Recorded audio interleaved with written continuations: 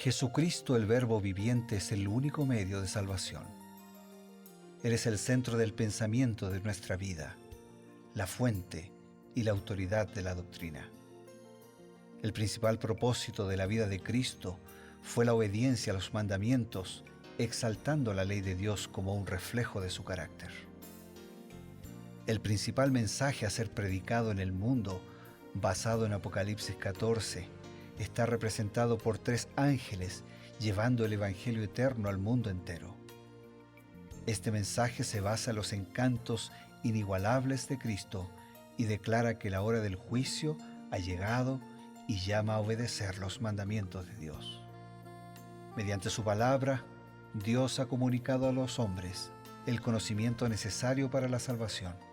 Las Santas Escrituras deben ser aceptadas como dotadas de autoridad absoluta y como revelación infalible de su voluntad.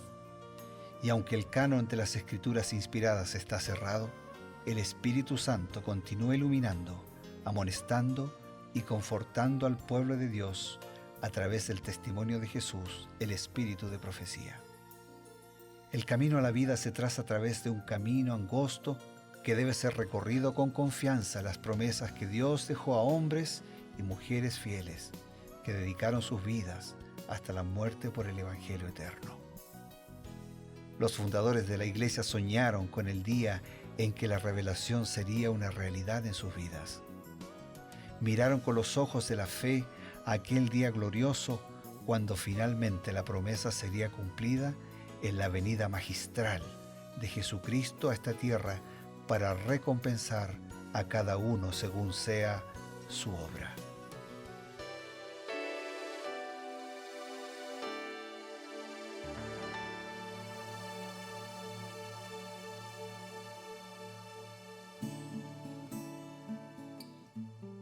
Un nuevo reencuentro, una nueva oportunidad de conseguir, de apreciar y de poder entender los consejos de Dios para cada uno de nosotros.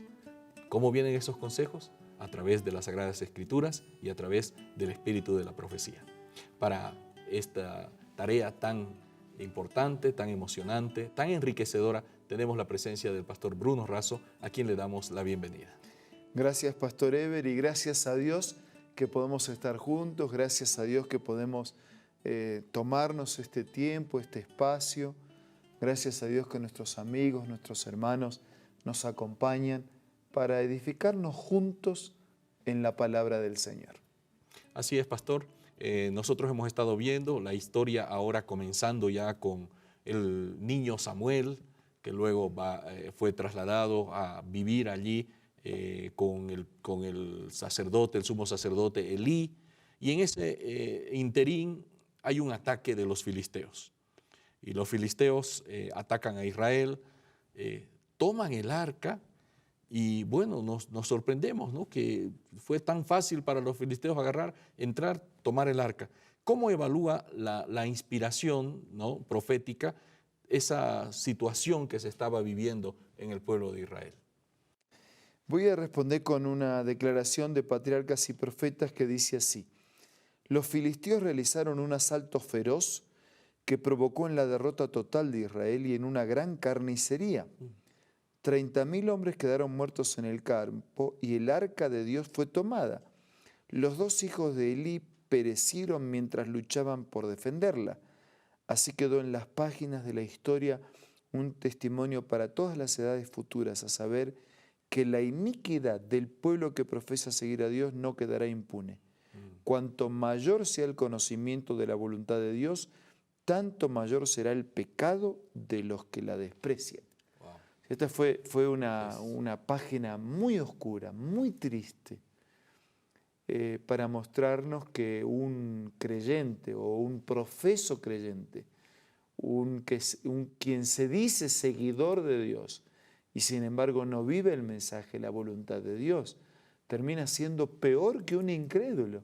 Pues el incrédulo rechaza a Dios, no existe en sus planes y vive a su manera y listo. Pero quien dice creer y no vive, entra en un estado así tan ofensivo, tan realmente deplorable, ¿no? Porque no hay nada más deplorable que parecer y no ser.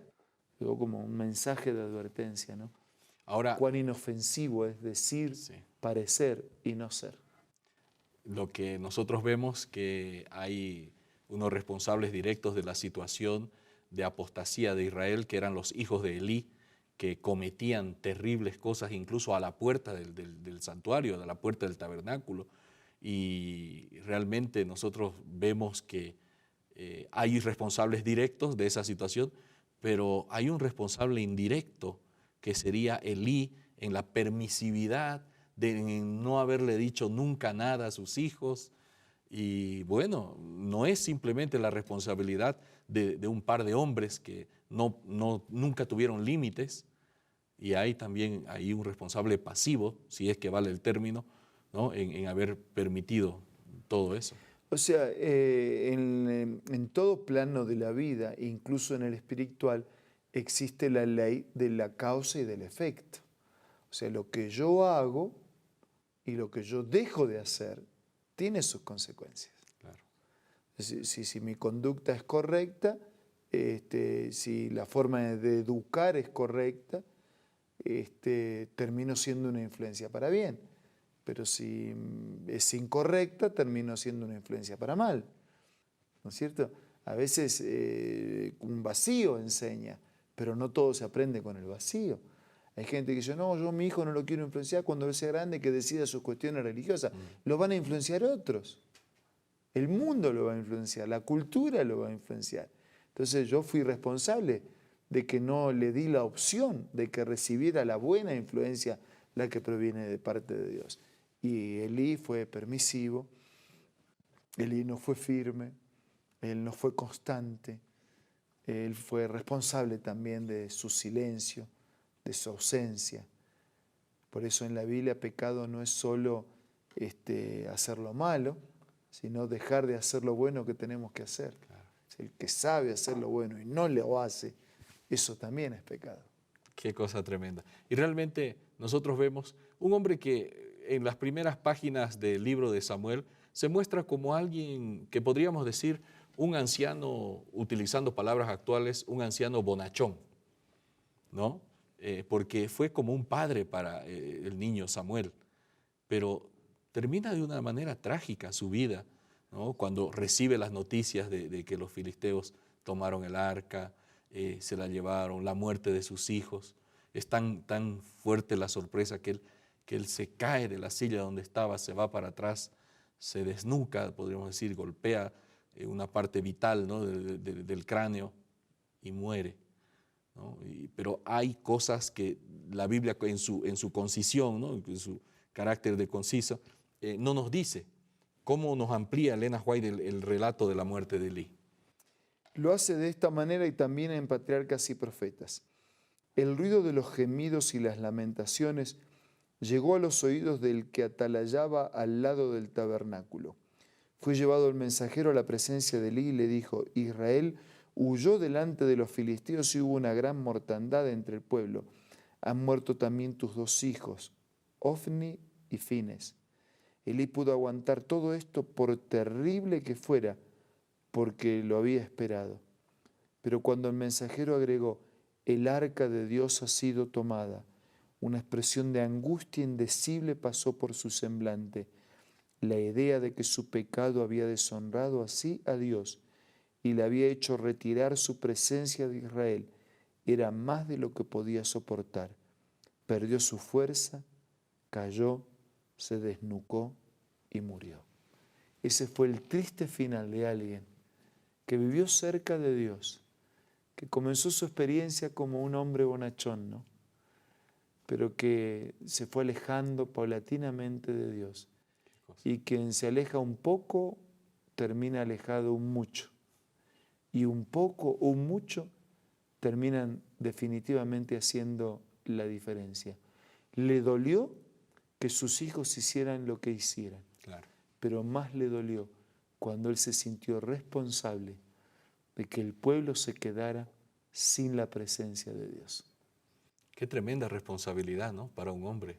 Totalmente. Y ahora él se siente con todo el peso de la responsabilidad. Alguien que hace un momento habíamos dicho que era responsable pasivo de la conducta de sus hijos y que sus hijos habían traído oprobio a todo Israel y ellos hicieron pecar a Israel y Dios estaba completamente disgustado. Ahora siente que ese pecado de omisión había deshonrado totalmente a Dios y la presencia de Dios había sido retirada, ¿no? ¿Qué nos dice de nuestra responsabilidad individual, ¿no? Como cristianos, de nuestra influencia para otros? Bueno, nosotros tenemos una responsabilidad muy grande en cuanto a todos ejercemos influencia, pastor, todos. Ajá. Por supuesto, quienes son líderes, quienes somos líderes religiosos, nuestra influencia para bien o para mal es mayor. Claro. Por eso la Biblia más de una vez dice, para vosotros, oh sacerdotes, es este mandamiento. Como que hay un mandamiento adicional, ¿no? Para el sacerdote, para el ministro, para el religioso. Porque una cosa es ser oveja y otra cosa es ser pastor. La oveja tiene su responsabilidad como oveja y el pastor tiene su responsabilidad como pastor. Entonces, la influencia de un líder, de un religioso, es mayor, pero todos ejercemos influencia. Así que la oveja también tiene su marco y su espacio de influencia. Y todos somos responsables de lo que damos, de lo que recibimos, de lo que hacemos, de lo que dejamos de hacer. También somos privilegiados y ojalá podamos disfrutar del privilegio y asumir la responsabilidad. Una breve aplicación para los padres y la responsabilidad para con sus hijos, pastor. Tremenda responsabilidad. Llega un momento que los hijos también toman sus propias decisiones. Claro. Pero los primeros años de vida, los padres ocupan el lugar de Dios frente a esos chicos. Y ojalá lo podamos ocupar con el principio y con el poder y las promesas de Dios. Gracias. Meditando en esta responsabilidad y en la profunda convicción de nuestra influencia, para bien o para mal, nosotros vamos a un consejo y enseguida retornamos. Hola, seguimos descubriendo más consejos interesantes. Mira el que encontré el día de hoy. No tenemos nunca por qué sentirnos solos. Los ángeles son nuestros compañeros. El Consolador que Cristo prometió enviar en su nombre mora con nosotros. En el camino que conduce a la ciudad de Dios no hay dificultades que no puedan ver quienes en Él confían. No hay peligros de que no puedan verse libres. No hay tristeza ni dolor ni flaqueza humana para cual Él no haya preparado remedio. Linda cita, ¿verdad? Esta y muchas otras puedes encontrar en el libro Ministerio de Curación, escritas por Elena G. de White, una autora y escritora muy reconocida. Te invito a que puedas ser parte de tu biblioteca personal y te invito a que puedas adquirirlo ingresando a la página web www.aces.com.ar. También puedes adquirirlo descargando las aplicaciones de App Store o de Play Store para tus dispositivos móviles. Volvemos para hacer un resumen breve, una aplicación para nuestra vida y también la oración, y con eso nos despedimos. El anhelo, el deseo es que todos nosotros podamos permitir que Dios influencie nuestra vida y juntos ser una influencia de bien para los que nos rodean. Ahora vamos a orar. Señor, te pido que nos bendigas de manera tal que todos podamos ser dóciles, permitiendo la influencia de tu Espíritu, de tu palabra, de tu carácter, de tus mandatos en nuestra vida. Y que así, juntos, podamos ser una influencia de bien para todos los que nos rodean. Suple la necesidad de cada uno de nuestros amigos. Te lo pido, te lo agradezco en el nombre de Jesús. Amén. Amén. Queridos amigos, esto ha sido Creed en sus profetas, una inspiración diaria a través del consejo del Espíritu de la profecía. Retornamos, Dios mediante, el día de mañana. Hasta entonces.